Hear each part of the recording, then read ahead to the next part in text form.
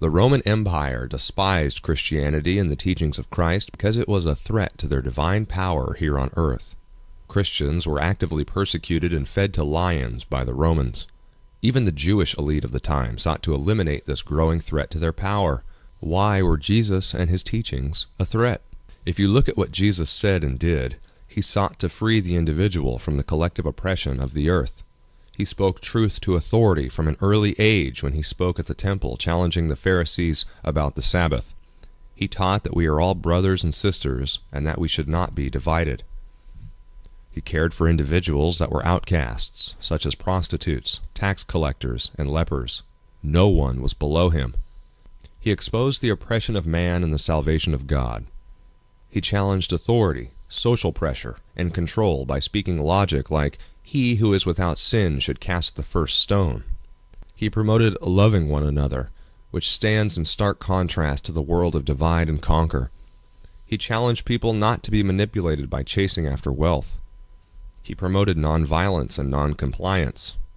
He taught the abundance mentality with the mustard seed and the loaves and fishes parable. He showed how the meek shall inherit the earth and be separated from the weeds that grow around us.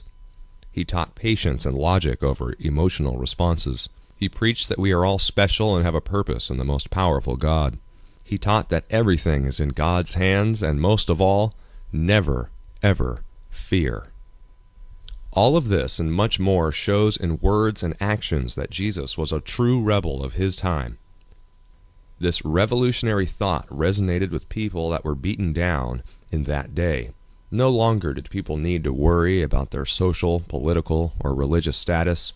They could now live their lives knowing that God is on their side. The ruling elite of the time did not know how to deal with this kind of thought and tried many times to trap Jesus and persecute him.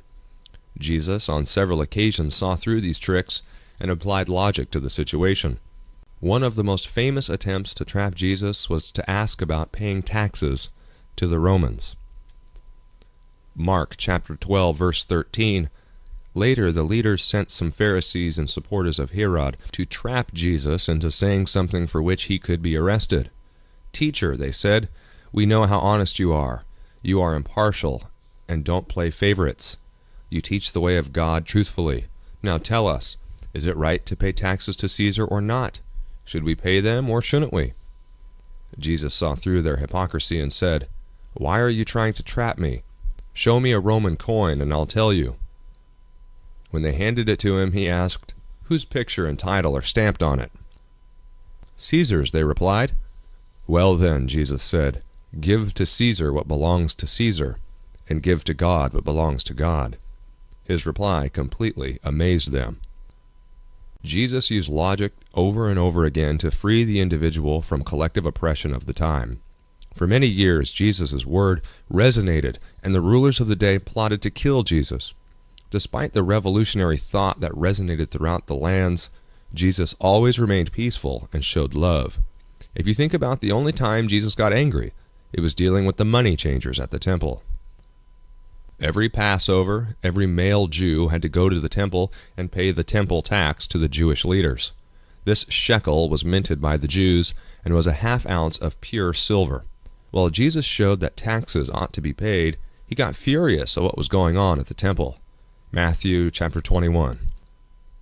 Jesus entered the temple and began to drive out all the people buying and selling animals for sacrifice. He knocked over the tables of the money changers and the chairs of those selling doves. He said to them, "The scriptures declare my temple will be called a house of prayer, but you have turned it into a den of thieves."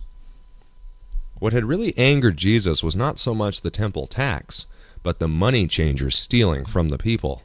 Since these money changers minted their own half-ounce silver shekel, they then manipulated the exchange rate to get the shekel. They did this often by charging much more in silver foreign coins than what was in the half-ounce silver shekel, or more commonly, not giving a fair value in animals that were sold to the money changers for that half-ounce silver shekel. Now, not only was Jesus a threat against the political and religious powers of the day, he was now actively challenging the financial power which was the root of all earthly power over man.